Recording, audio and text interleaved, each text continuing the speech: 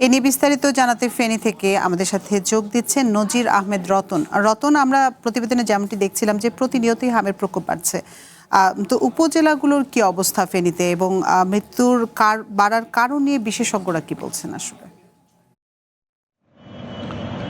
জি, আতিফ আঞ্জুমান, ফেনী থেকে তেমন কেন উদ্বেগজনক হারে কিন্তু হামের প্রকোপ এখনো আমরা দেখিনি।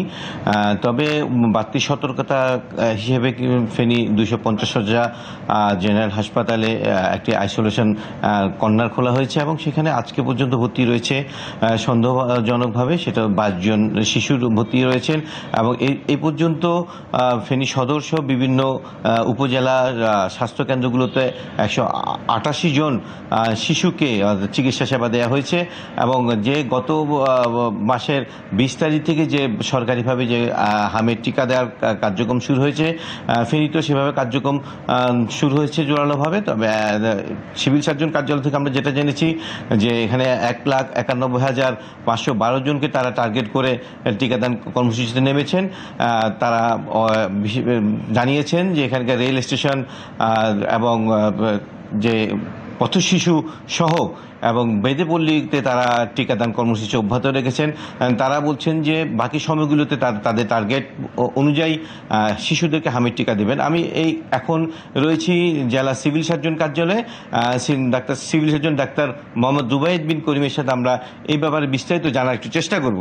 যে ডাক্তার রুবাইদ, আপনার থেকে জানতে চেষ্টা করব যে হামির প্রকোপ তো সারা দেশেই বাড়ছে, ফেনীর সর্বশেষ তথ্যটা একটু আপনি জানাবেন। ধন্যবাদ আপনাকে। আমাদের ফেনীতে এখন পর্যন্ত 188 জন সন্দেহভাজন হাম রোগীকে আমরা শনাক্ত করতে পেরেছি। এর মধ্যে আমাদের 131 জন আমাদের হাসপাতাল, সদর হাসপাতাল সহ আমাদের বিভিন্ন উপজেলা হাসপাতাল সময়ে আমরা আইসোলেশন কর্নার করেছিলাম হামের জন্য, সেখানে ভর্তি ছিল। ইতিমধ্যেই 109 জন সুস্থ হয়ে বাড়ি চলে গেছেন। এই মুহূর্তে 22 জন সদর হাসপাতাল এবং অন্যান্য হাসপাতাল, উপজেলা হাসপাতাল সমূহে আমাদের ভর্তি আছেন। আমরা এই হাম প্রতিরোধের জন্য আমরা প্রথম থেকে যে কাজটা করেছি, যখন থেকে হামের প্রাদুর্ভাবটা আমরা লক্ষ্য করলাম তখন থেকে আমরা আমাদের যে ড্রপ আউট বাচ্চা আছে, যারা 1 ডোজ অথবা 2 ডোজ অথবা ওই ডোজ হাম দেয় না, তাদেরকে খুঁজে খুঁজে আমরা টিকা দেওয়ার ব্যবস্থা করেছিলাম আমরা। এবং একই সাথে আমরা শিশু বিশেষজ্ঞদেরকে নিয়ে একটা হোয়াটসঅ্যাপ গ্রুপ খুলে দিয়েছিলাম, যে যাতে কোনো বাচ্চা হামের বিন্দুমাত্র সন্দেহজনক যদি থাকে তাহলে যেন তারা আমাদেরকে ওই বাচ্চাটা, তার গার্জিয়ানের নাম এবং তার মোবাইল নাম্বারটা যেন আমাদের কাছে দিয়ে দেয়। আমরা পরবর্তীতে আমাদের কর্মী পাঠিয়ে সেই বাচ্চাদেরকে আমরা প্রয়োজনীয় চিকিৎসার ব্যবস্থা করেছি এবং স্যাম্পল কালেক্ট করে আমরা প্রেরণ করেছি। একই সাথে হচ্ছে যখন আমাদের ক্যাম্পেইন শুরু হলো 20 তারিখ থেকে আমরা আমাদের যে মাইক্রো প্ল্যান অনুযায়ী আমরা আমাদের কর্মসূচি আজকে পর্যন্ত চালু আছে এবং গতকালকে পর্যন্ত আমাদের টার্গেট ছিল 1,91,516 জন। এর মধ্যে গতকালকে পর্যন্ত 1,87,516 জনের ইতিমধ্যেই আমরা টিকা প্রদান করেছি। তারপরে অনেক বাচ্চা আমাদের থাকতে পারে। আমরা আমাদের যে জেলখানার ভিতরে যে বাচ্চা আছে, বিভিন্ন যেই প্রতিষ্ঠান সময়ে যে বাচ্চারা আছে, তাদেরকেও আমরা আলাদা আলাদা ক্যাম্পেইন করে টিকা দেওয়ার ব্যবস্থা করেছি।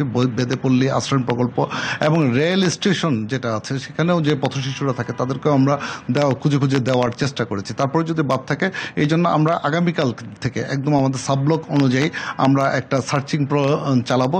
যদি কোনো বাচ্চা থাকে আমাদের এই 6 মাস থেকে 5 বছরের মধ্যে যারা এখন পর্যন্ত এই অতিরিক্ত ডোজ টিকাটা নেয় নাই, তাদেরকে আমরা এই আওতার মধ্যে নিয়ে আসতে সক্ষম হবো বলে আমরা বিশ্বাস করি। আমরা আপনাদের তথ্য অনুযায়ী আমরা দেখেছি যে 188 জন, তাও সব সন্দেহজনক। পজিটিভ কতজন শিশু পেয়েছেন? আমরা এখন পর্যন্ত এই বছরে পজিটিভ পেয়েছি আমরা 3 জন। এর মধ্যে একজন কিন্তু জানুয়ারিতেই পজিটিভ ছিল, আর একজন যিনি পজিটিভ পেয়েছি উনি আসলে যদিও আমাদের বাড়ি সোনাগাজী, কিন্তু উনি বড় হয়েছেন এবং টিকাও দিয়েছেন চট্টগ্রামে। সেই হিসাবে মাত্র একজন রোগীকেই আমরা ফেনীতে, আসলে ফেনী সদর উপজেলার ফাজিলপুরের একজন রোগীকে আমরা পেয়েছি, যার কিন্তু টিকার 2 ডোজ দেওয়া ছিল না। যদিও ওরা যমজ বাচ্চা ছিল, যমজ বাচ্চার যে আরেকজন ছিল উনি কিন্তু সমস্ত টিকা দিয়েছিলেন, কিন্তু এই বাচ্চাটা অসুস্থ থাকার কারণে এবং ওনার কিছুটা কনজেনিটাল জন্মগত কিছু সমস্যার কারণে সবসময় অসুস্থ থাকে, হাসপাতালে থাকে, সেই হিসেবে ওর যে ডোজ সেটা সে দিতে পারে নাই, বিধেই আসলে সে আক্রান্ত হয়েছে। আপনি কি অভিভাবকদের কোনো পরামর্শ দেবেন কিনা হামের প্রকোপ কমানো কিভাবে যায়? হামের প্রকোপ থেকে বাঁচতে হলে টিকা দিতে হবে, টিকার কোনো বিকল্প নেই।